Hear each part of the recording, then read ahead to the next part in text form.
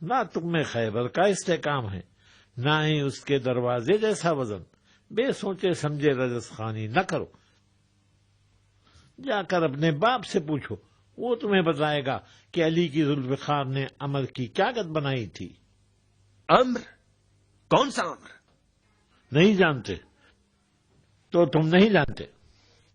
تم ٹھیک کہتے ہو، علی کی ذوالفقار بھی آ جائے تب بھی تم جیسے جاہلوں کی ہر دھرمی کا مقابلہ نہیں کر سکتے. ابو الحسن نہیں دکھ رہے ہیں.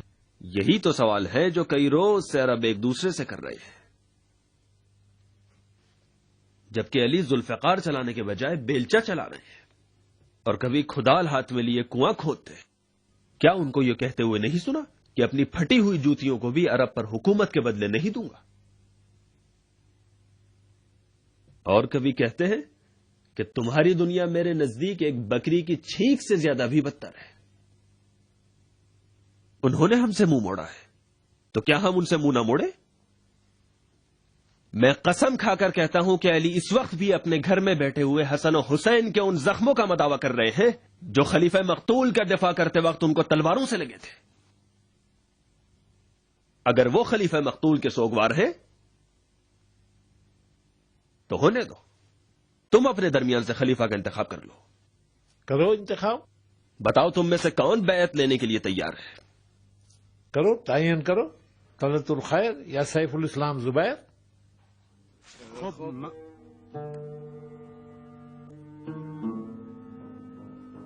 تم کہو.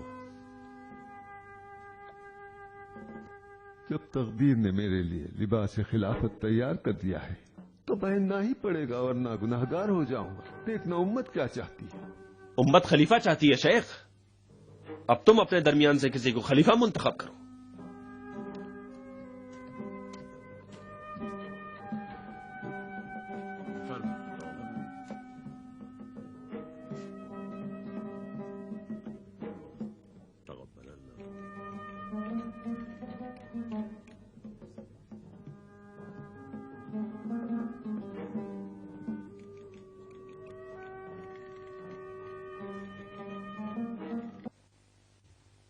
السابقون السابقون اولئک المقربون. سعد، تم تو دین محمدی کے اولین مسلمانوں میں سے ہو. ایران کے وہ مضبوط قلعے جن کے افسانے مشہور ہیں تمہارے ہی ہاتھوں فتح ہوئے. مومن، تمہاری ہی تو تلوار نے ان انتہائی متعصب مجوسیوں کو مسلمان کیا ہے. اب کیوں ذمہ داری سے کترا رہے ہو؟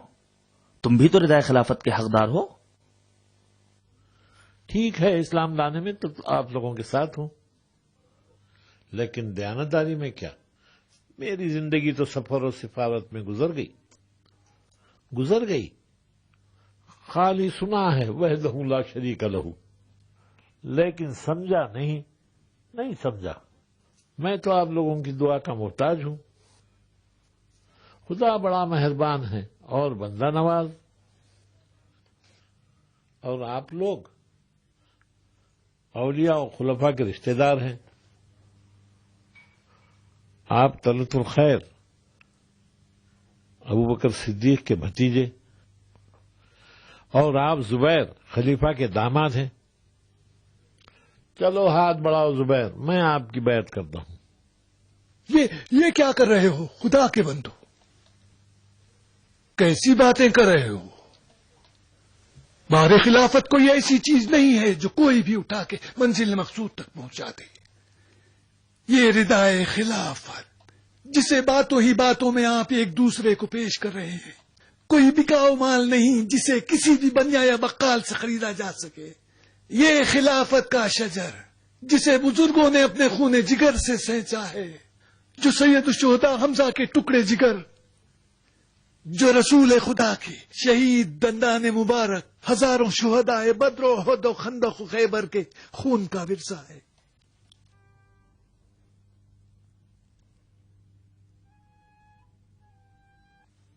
للہ اسے پامال نہ کرو. رشتہ داری کی بات ہو تو علی اہل بیت سے ہیں. شمشیر کی بات کرتے ہو تو دین محمد ذوالفقار علی کا احسان مند ہے. اگر دیانتداری دیکھتے ہو، جو چاہو مجھے کہنا، اگر علی کی ایک لغزش کو میں تم سے لاکھوں درہم میں نہ خرید لوں۔ حکومت اور قضاوتی امور میں گزشتہ خلفاء نے بارہا علی کے در پر دستک دی ہے۔ خلافت کے لیے پاک اور طاہر ہاتھوں کو تلاش کرو میرے بھائیو۔ سنو، علی نے خلیفہ عثمان کی دفاع کے لیے رسول کے نواسے حسن اور حسین کو قربان گاہ بھیج دیا۔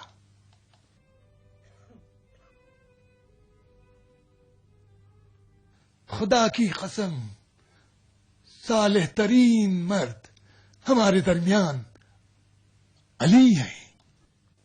ہاں بے شک، ہم بھی یہ چاہتے ہیں کہ یہ منصب علی سنبھالیں۔ وہ قبول نہیں کرتے تو ہم کیا کریں؟ اصرار کریں۔ کہتے ہیں وزیر بننا میرے لیے امیر بننے سے بہتر ہے۔ انا مدینۃ العلم علی بابها۔ انصاف کیسا، جبکہ علی جیسا علم نبوت کا دروازہ ہوتے ہوئے علی کو امت کی قیادت نہ دی جائے۔ حدیث نبوی نہیں سنی، من کنتم مولا فہذا علی مولا۔ علی کی فضیلت میں کسی نے شک نہیں کیا حکیم، اصرار کے باوجود بھی قبول نہیں کرتے، اب زبردستی کریں۔ ذمہ داری عائد کرتے ہیں، شرعی ذمہ داری۔ آپ شورا کے بزرگوں میں سے ہیں نا؟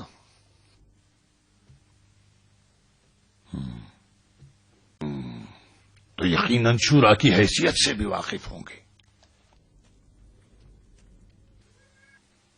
کیا خلیفہ مقتول اصحاب اور اہل شورا سے نہیں تھے؟ پھر بھی دیکھا بات کہاں تک جا پہنچی۔ تم بلوی،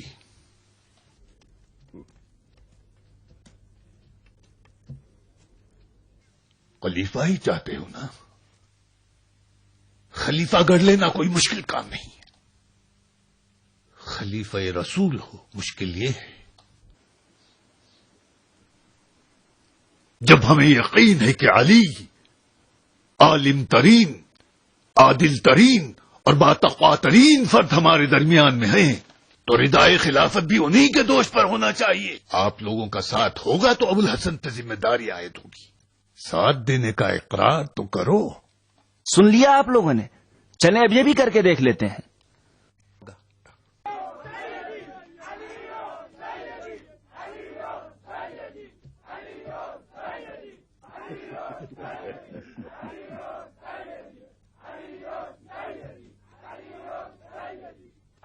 بیکار دل لگائے رکھا، آج علی کو 25 سال کی خانہ نشینی کا پھل مل رہا ہے، سمجھ گئے؟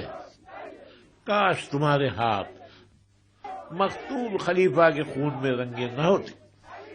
اے ناکام خلفاء، ایھا الناس، اب جب کہ سب علی پر متفق ہو گئے ہو تو اپنے اتحاد پر قائم رہنا۔ اگر علی نے قبول کیا تو کیا، اگر قبول نہ کیا تو ہم اپنی تلوار سے انہیں لباس خلافت پہنائیں گے۔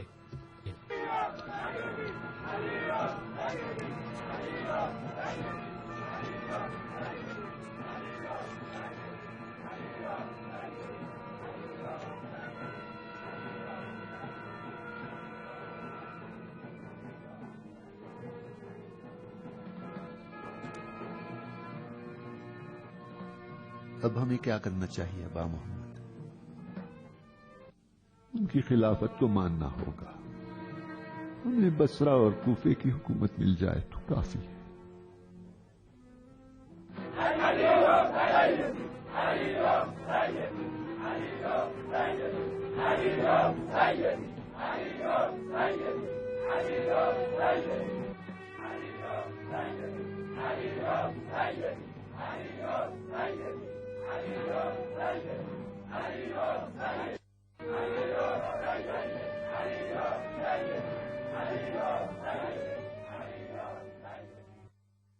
بھائیوں، علی کی بھی ایک شرط ہے۔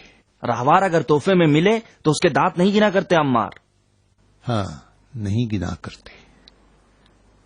اگر تحفے میں 6 سروں والا اژدہا مل جائے جس نے خلیفہ کو بھی ڈس دیا ہے تو تب کیا کرو گے؟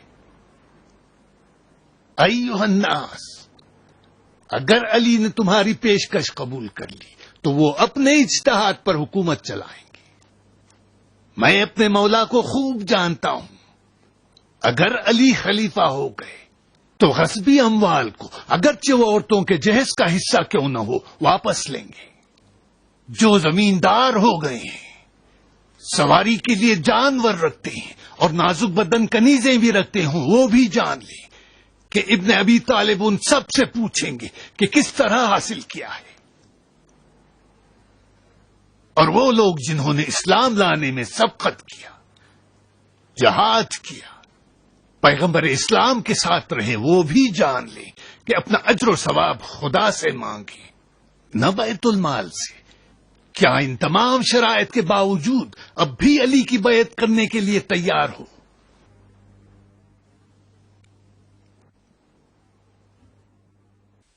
علی کے شرط و شروط ان دلجلوں کی پکار ہے۔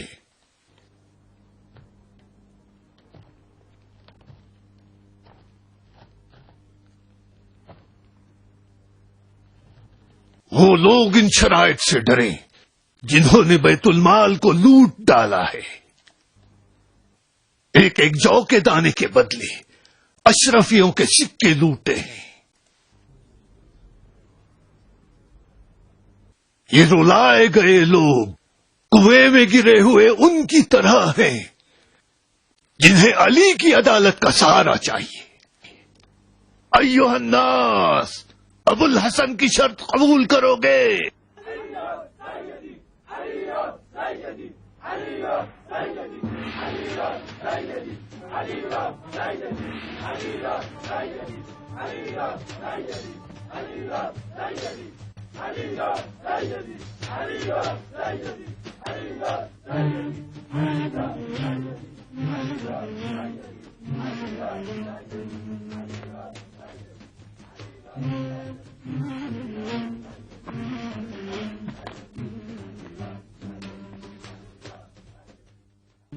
رو رہے ہو عمار؟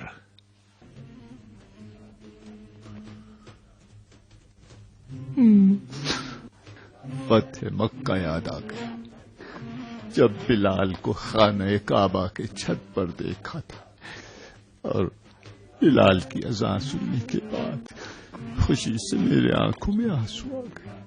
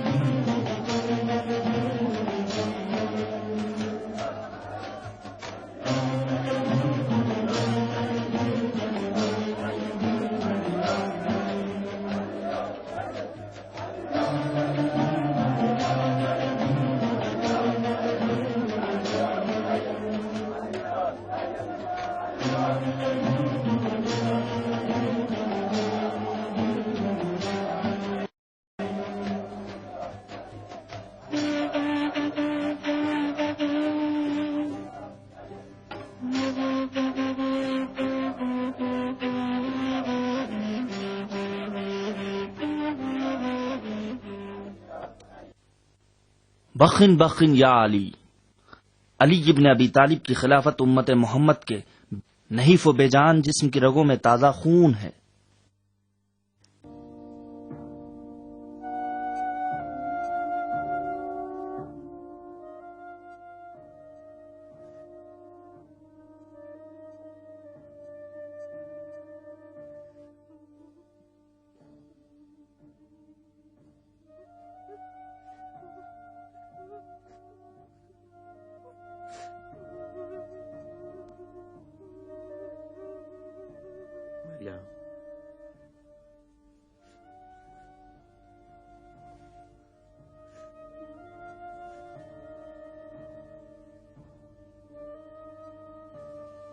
عائشہ نے مکے میں خلیفہ مقتول کی خونخواہی کے لیے آواز اٹھائی ہے۔ مکے والے لبیک کہتے ہوئے ان کے اونٹ کا طواف کر رہے ہیں۔ ہم بھی کعبے کی پناہ لیتے ہوئے ان سے مل جائیں گے۔ خلیفہ کے خون آلود کرتے کی قسم، جب تک ان کے قاتلین سے انتقام نہ لے لوں چین سے نہ بیٹھوں گا۔ خلیفہ کے قاتل خود خلیفہ کے گھر میں ہیں، تم نے اپنے ہاتھ دھو لیے ہیں مروان؟ توبہ کر لی ہے؟ اگر علی کی بیعت پر قائم رہو تو شاید تمہاری توبہ قبول ہو جائے۔ موت کے منہ سے نکل کے آیا ہوں۔ تم پھر بھی اندھے ہو مروان۔ مریم، تمہاری باتوں سے بابا کی روح عرش پر تڑپ رہی ہوگی۔ بابا مروان کو اپنی آنکھوں سے زیادہ چاہتے تھے، اس نے ان کو بچانے کی بڑی کوشش کی، لیکن خدا کے حکم سے خود بچ گیا تاکہ بابا کے خون کا انتقام لے سکے۔ اب میں بھی مروان کے ساتھ مکے جاؤں گا۔ آج کعبے کی طرف جانا گمراہی ہے۔ جو بھی کعبے سے لگاؤ رکھتا ہے وہ فرزند کعبہ کی مدینے میں اقتدا کرے۔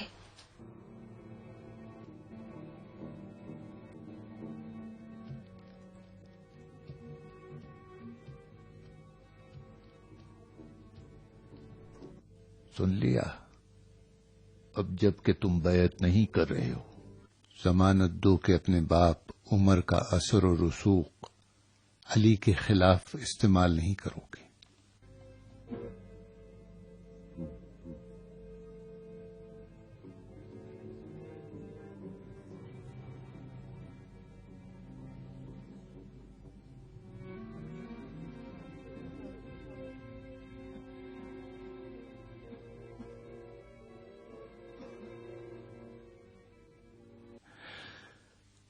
کوئی ضامن نظر نہیں آ رہا ہے۔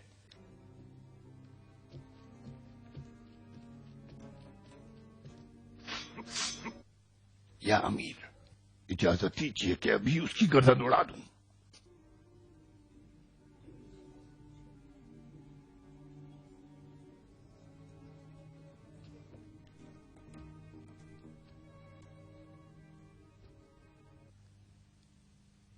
علی اگر تمہاری ضمانت لیں تو قبول کرو گے؟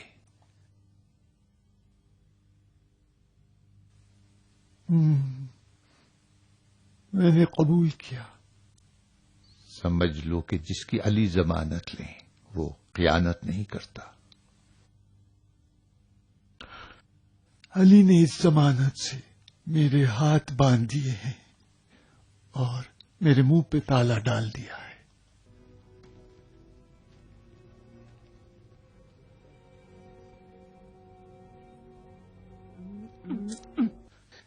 دیکھا ردائے خلافت کشادگی کی وجہ سے علی کے جسم پر رو رہی ہے۔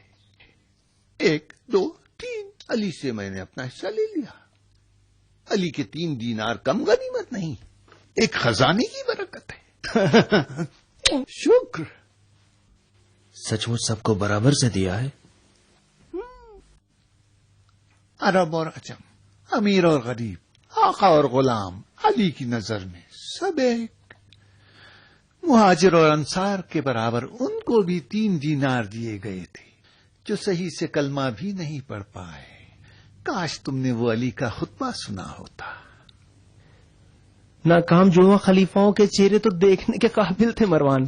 طلحہ و زبیر کی آواز تو لٹے پٹوں کی طرح دب کر رہ گئی تھی۔ مروان واقعی اس وقت دیکھنے کا منظر تھا۔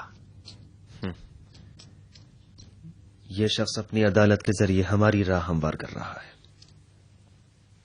بہت جلد یہی قاتل اور ناکام خلفاء کعبے میں پناہ لیں گے۔ اب تو خلفاء کا قتل عام ہوگا۔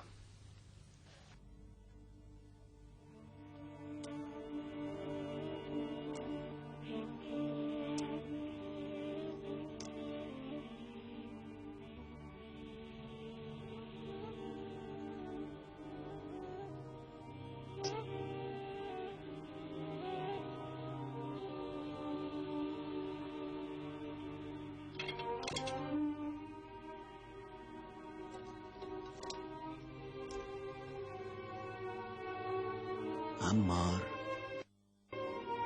سنو تو،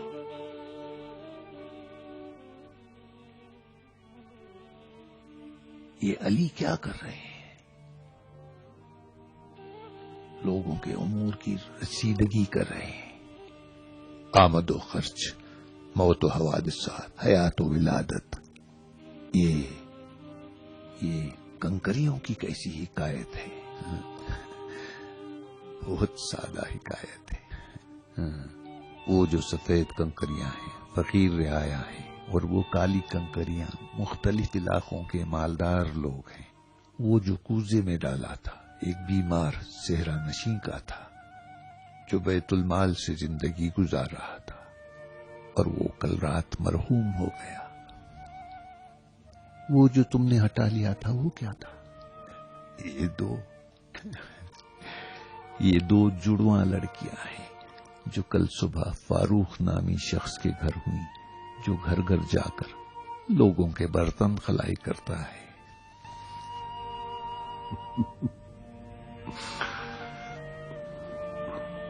یاد آنا چاہیے۔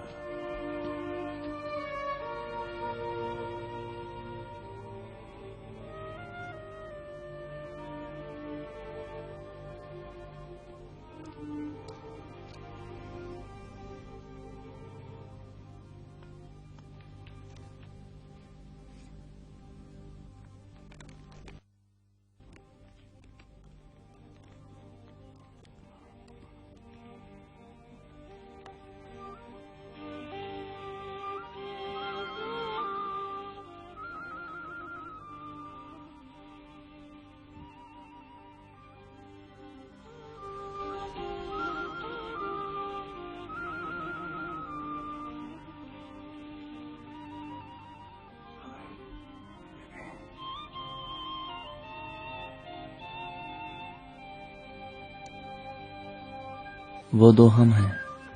میں نہیں سمجھتا۔ ہو سکتا ہے کہ کوفے اور بصرے کی حکومت علی ہمیں دے دیں۔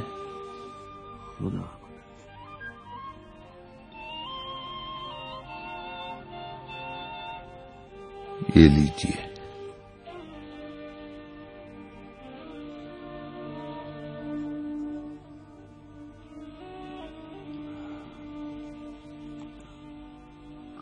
قرمہ نہیں کھاؤ گے؟ نہیں۔ ہم ایسی چیز سے افطار کرنا چاہتے ہیں جس سے علی ہمیشہ افطار کرتے ہیں۔ تم وہ نہیں کھا سکتے۔ نہیں کھا سکتے؟ ہم ضرور کھائیں گے۔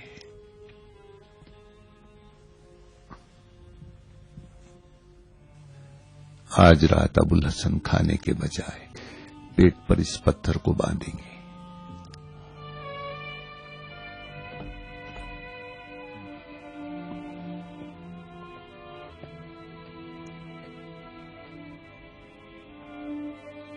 ہم بھی پیٹ پر پتھر باندھ لیں گے۔ سمجھ جائیں گے کہ ہم ریا کر رہے ہیں۔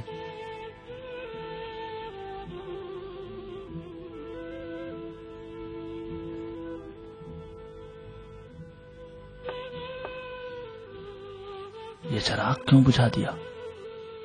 نہیں معلوم، ہمیں حالات سے سمجھوتا کرنا چاہیے طلحہ۔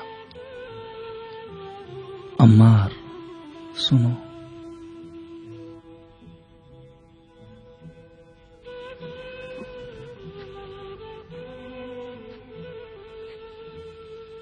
عمار یاسر، ہم سن رسیدہ ہو چکے ہیں۔ اب اس وقت خلیفہ کے پاس ہم ضروری کام سے آئے ہیں۔ یہ دو چراغوں کی کیا حکایت ہے؟ پہلا چراغ بیت المال کے تیل سے جل رہا تھا جب ابو الحسن عوام کے کام میں مصروف تھے۔ اب جب کہ آپ جیسے صحابیوں سے بات کریں گے، حال و احوال ہوگا، تو اپنے گھر کا چراغ استعمال کریں گے۔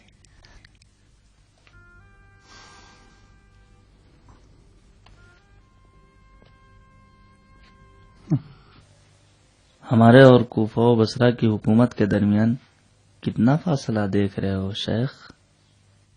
سر سے سریا تک۔ اس وقت احوال پرسی کر کے چلتے ہیں۔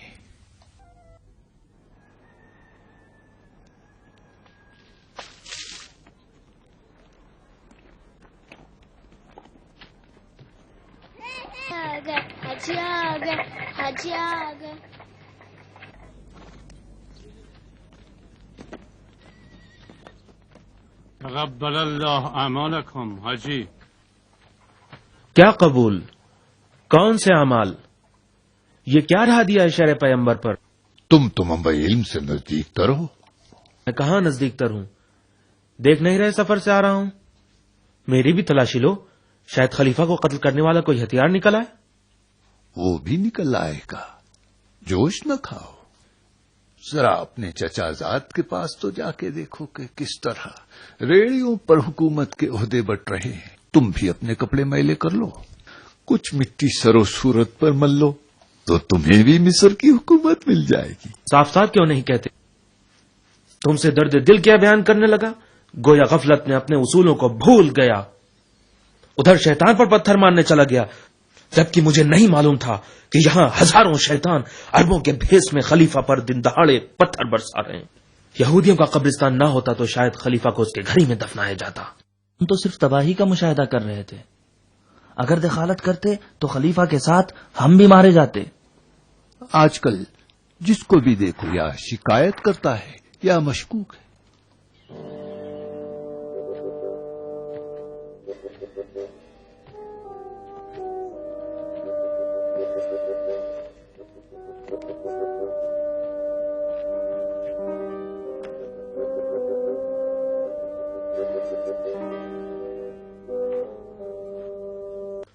زندگی میں بھی اکیلا رہا، مرا بھی تو بے یار و مددگار.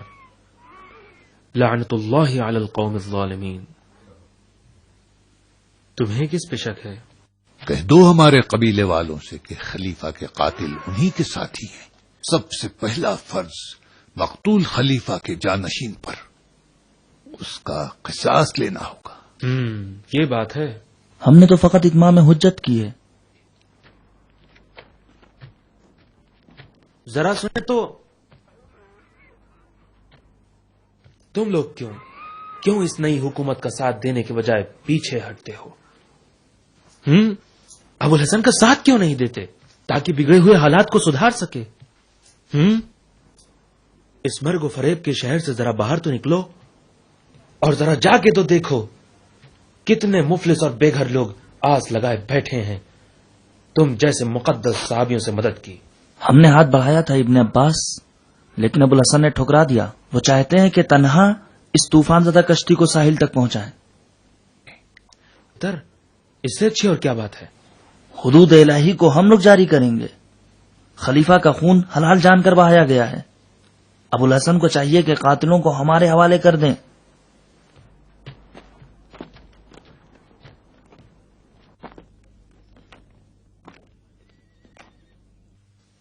دیکھ رہے ہو ان کی کارستانیاں. عائشہ نے مکے میں، طلحہ و زبیر مدینے میں، یقیناً شام میں معاویہ نے بھی خون عثمان کا بدلہ لینے کی ٹھان لی ہوگی. کاش ابو الحسن مصلحت سے کام لیں. حکومتی مشاکل کا آخری حل تلوار ہے.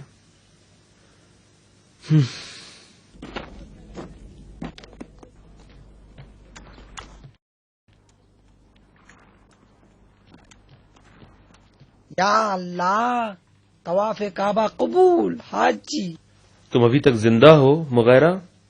زندہ تو ہوں مگر نہ ہونے کے برابر. جب منہ میں دانت اور بدن میں طاقت نہ رہے تو انسان چلتی پھرتی لاش ہے. تھکے تھکے اتنی جلدی کہاں جا رہے ہو؟ ابو الحسن کے دیدار کے لیے. خلیفہ مقتول کے گھر نہیں جانا ہوگا؟ زیادہ ضروری کام ہے. سب خیر ہے انشاءاللہ. ایک عرصے سے عربوں کی اجلت کو دیکھ کر گھبرانے لگتا ہوں. خدا نہ خواستہ کہیں پھر سے کوئی نئی آفت تو نہیں آنے والی. ام المومنین کی واویلا نہیں سنی؟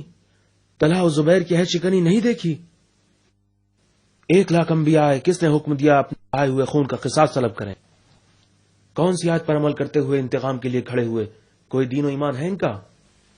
میں نے کہا تھا، علی سے کہا تھا کہ تدبیر کے ساتھ آگے بڑھیں، مگر نہیں سنا. طلحہ و زبیر کے منہ کو منصب کے ساتھ بن گیا جا سکتا تھا. معاویہ اگر ایسے ہی چند روز حکومت کر لیتا تو کون سی آفت آ جاتی. میں نے خود علی کو تدبیر اور سیاست سے کام لینے کا مشورہ دیا، لیکن ابو الحسن نے ہمیشہ کی طرح سنا، مسکرائے اور سر ہلا دیا اور بڑے اطمینان سے کہا، یا عدالت یا گوشہ نشینی، اور معاویہ کو ایک دن کے لیے بھی اس کے مقام پر باقی نہیں رکھا۔ نہیں معلوم کیا بات ہے۔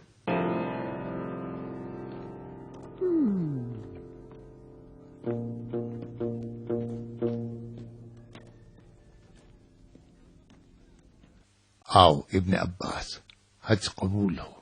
قبل اللہ۔ ہم فقیر تو فرزندان کعبہ کے طواف ہی میں خوش ہیں۔ عمرہ کی معزولی کا حکم ہے؟ یہ تو تقرریاں ہیں۔ تو کیا معاویہ کو بھی معزول کر دیا؟ پہلا حکم معاویہ کی معزولی کا تھا۔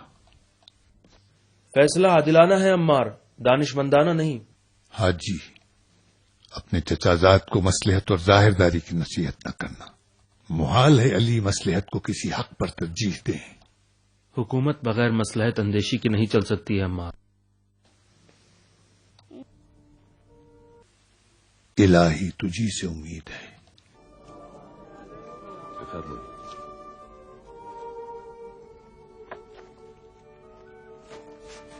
تشریف رکھیے۔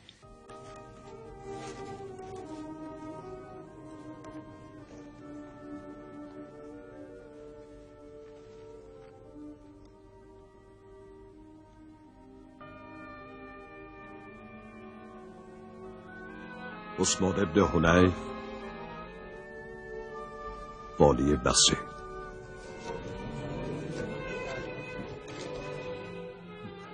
حکیم، کیا بصرے کی حکومت تمہارا حق نہیں؟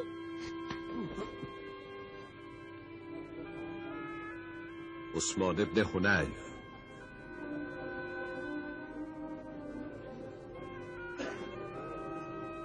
یا ابن حنیف، کہاں ہیں؟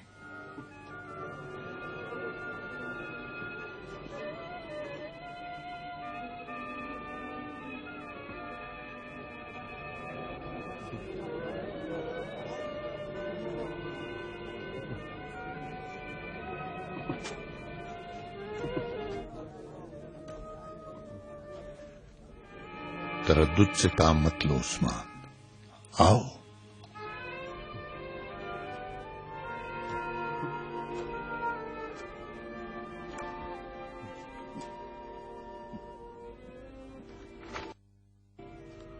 نکلو عثمان، جتنا جلدی ہو بصرہ روانہ ہو جاؤ۔ حوصلہ رکھو عثمان۔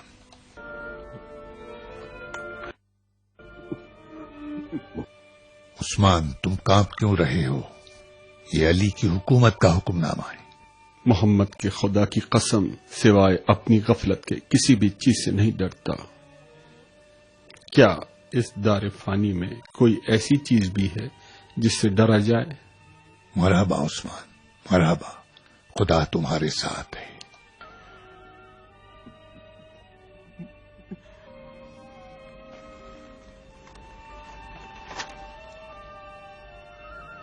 سہل ابن حنیف والی شام۔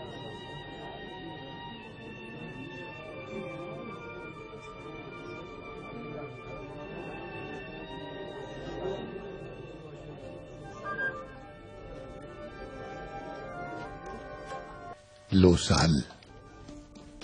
عمار، مال غنیمت کی تقسیم کی بجائے ہمارا خیال کرو۔ شہر میں ہر جگہ شور ہو گیا ہے کہ خلیفہ کے قتل کرنے والے ہم بلوائی ہیں۔ ہم لوگ کب تک اس شہر میں اجنبیوں کی طرح ڈر ڈر کر پھرتے رہیں اور چھپتے رہیں؟ ہم کب تک محافظوں کی نگرانی میں سوئیں گے؟ اب الحسن اس طرح ہم سے کیا سودا کرنا چاہتے ہیں؟ علی سودا کرنے والوں میں سے نہیں، انہیں تاجر سمجھا ہے۔ جس نے بھی ناحق خون بہایا ہے اس سے قصاص لیا جائے گا۔ خلیفہ کا خون بہانے نہیں آئے تھے، پھر یہ شور شرابہ کیا ہے؟ تو پھر یہ تہمت میں اپنے سر لے لوں؟ تم ابن ابو بکر، خلیفہ مقتول کی زوجہ نائلہ کی گواہی کے مطابق تم حادثے کے دن حملہ آوروں کے ساتھ وہاں تھے۔ میں نے سنا ہے کہ سب سے پہلے خلیفہ تک پہنچ کر ان کی داڑھی پکڑنے والے بھی تم ہی تھے۔ خلیفہ نے تمہارے کان میں کیا کہا تھا کہ جس کی وجہ سے تم لرز اٹھے اور ان کا دفاع کرنے لگے؟ نہیں معلوم؟ نائلہ کی گواہی کے مطابق وہ تم ہو جو حملہ آوروں کے ساتھ لڑے تھے. یقیناً تم نے ان کے چہرے دیکھے ہوں گے. اب بتاؤ وہ کون تھے جنہوں نے خلیفہ تک پہنچ کر ان کو قتل کر ڈالا؟ قاتلین خلیفہ کی نشاندہی کرو تاکہ سب کے منہ بند ہو جائیں. خلیفہ کا قاتل میں ہوں.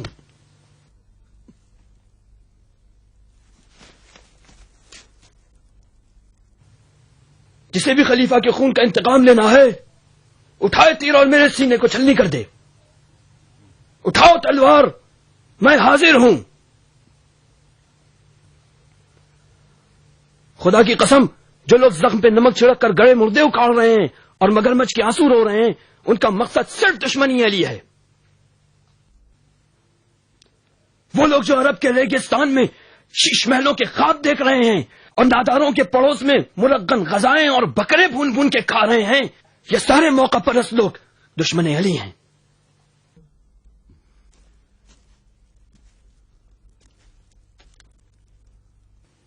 میری بہن عائشہ طلحہ کو خلیفہ دیکھنا چاہتی تھی. طلحہ اور زبیر حکومت کوفہ اور بصرہ کے خواب دیکھ رہے تھے جو تعبیر نہ پا سکے. کس کے اعتراض سے ڈر رہے ہو تم؟ ہم اور تم جیسے افراد ایسے موقع پرست لوگوں کے لیے کیڑے مکوڑوں کی طرح ہیں جنہیں جب چاہیں کچلتے ہیں. یہ لوگ جو خلیفہ مقتول کا جھوٹا سوگ منا رہے ہیں وہ خلیفہ عادل کی کمر توڑنا چاہتے ہیں. علی کے لیے کمر شکن مسائل کیا کم ہیں جو تم بھی اپنی جاہلانہ چونو چرا سے ان کا جگر خون کر رہے ہو.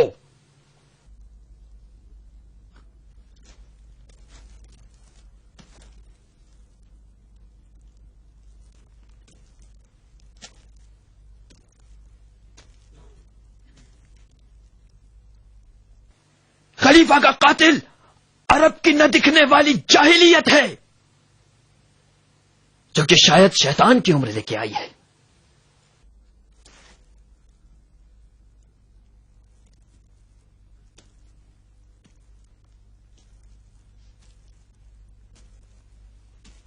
ابن ادیس، گلی کوچوں میں پھرتے ہوئے لوگوں میں نفرت کی بیج بونے کے بجائے اجڑے ہوئے صحرا میں جاؤ، گندم اور جو کے بیج بو، پھولو پھلو. جزیرت العرب کو زندگی کی ضرورت ہے، موت کی نہیں.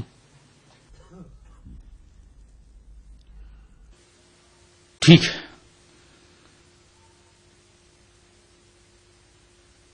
ہم جا کے گندم بوئیں گے.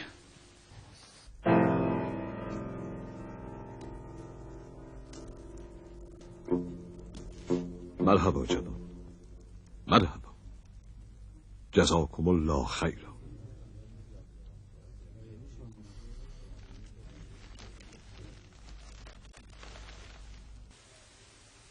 عمارت ابن شہاب والی کوفہ. عمارت ابن شہاب غائب ہیں. میں نے دیکھا تھا وہ کھیت میں ہل چلا رہے تھے. امام علی علیہ السلام کی حکومت میں والیوں کے انتخاب کا معیار ذاتی صلاحیتوں پر مشتمل تھا اور کسی کو خاندانی اثر و نفوذ اور قبائل و معاشرتی حیثیت کے مطابق والی نہیں بنایا گیا. پیغمبر اسلام کے بہت سے دور اور نزدیک کے اصحاب اور طلحہ و زبیر جیسے لوگوں کے نزدیک جو خود کو خلافت کا مستحق سمجھتے تھے یہ معیار قابل تحمل نہ تھا.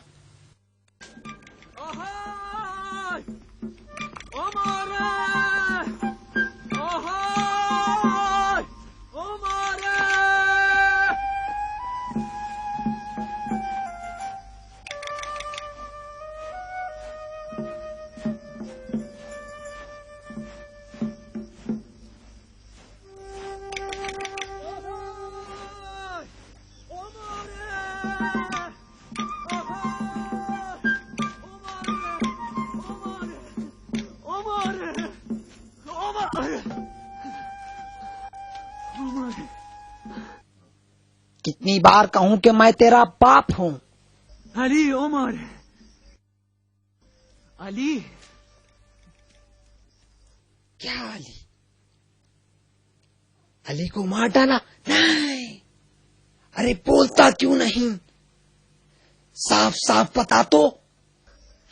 अली ने तुम्हें वाली कूफा बना दिया है। वाली कूफा?